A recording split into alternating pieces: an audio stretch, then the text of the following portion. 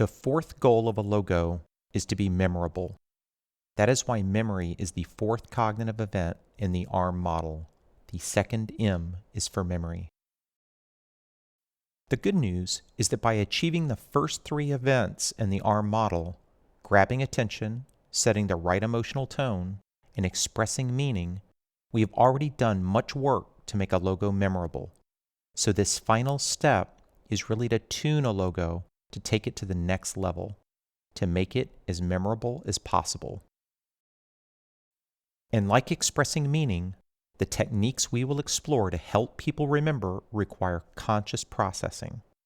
To review, the first two steps of the ARM model, grabbing attention and getting the right emotional response, happen beneath our conscious awareness within a second or two. The latter two steps, expressing meaning and making it memorable, happen at a conscious level, beginning after a few seconds of exposure and lasting as long as we can hold a person's attention.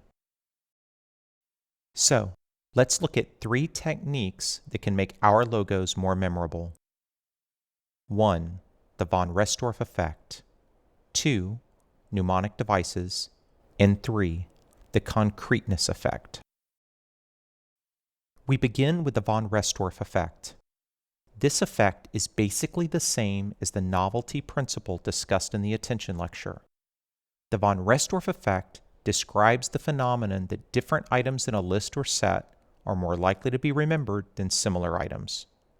This means that the first thing we can do to make our logos more memorable is to make sure that they don't look like other logos in their brand category. And ideally, we don't just want to be different, we want to be different and interesting. Consider, for example, the Chili's logo. Not only does it use an image of a chili pepper, its horizontal orientation permits its stem to double as an apostrophe, which then sets up the S at the end. You read the logo from left to right like a word, but the primary element is an image, unique and interesting. Another favorite of mine that we encountered previously is the LG logo. The logo looks like a deconstructed smiling face, which is very different and very interesting to look at. And in addition to the von Restorff effect, both the Chili's logo and the LG logo employ mnemonic devices to make them more memorable. A mnemonic device is a way of organizing information to aid recall. It typically involves using a bridging letter or image to help us remember something. For example, the Chili's logo uses a mnemonic device known as feature name, which uses a bridging image to help remember a word. In this case, the chili pepper is the feature that bridges us to the word chili, and the apostrophe S at the end finishes the job. You see the feature name mnemonic device in logos such as Apple, Target, Shell, and Twitter. The LG logo uses a different mnemonic device known as first letter, which highlights the initial letters in words to aid recall. Study the LG logo for a few seconds and you will see the letters L and G emerge, which is the name of the company and the initials of their tagline, Life's Good. You see the first letter mnemonic device in logos such as HP, Volkswagen, McDonald's, and Adobe. The third technique is a phenomenon of memory known as the concreteness effect. The concreteness effect describes the fact that concrete nouns and images are processed and recalled more quickly and accurately than abstract nouns and images. Concrete nouns are words like house, dog, pencil, and computer. They correspond to familiar physical objects. Abstract nouns are words like quality, loyalty, intelligence, and service. Like words, images of concrete nouns are also better recalled than images of abstract representations or icons. A good test of concreteness is to see how difficult it is to describe the primary aspects of a logo in words. The more words it takes to describe it, the less concrete it probably is, and the less memorable it will be. Let's look at some examples of logos that benefit from their concreteness. Take Red Bull, which has a pair of Red Bulls. Target, which is a target, and American Airlines, which is a bird and a wing. All about as concrete as you can get.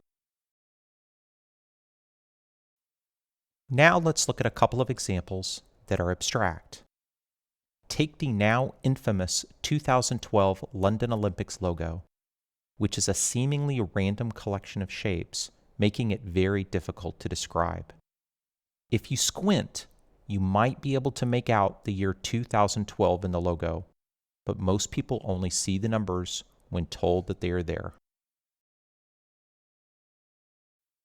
And the Logitech logo, a very abstract logo that is difficult to describe. Is it some kind of trackball or mouse, an eye, a painter's palette? It's so abstract that you see what you want to see in it, but it is anything but easily described.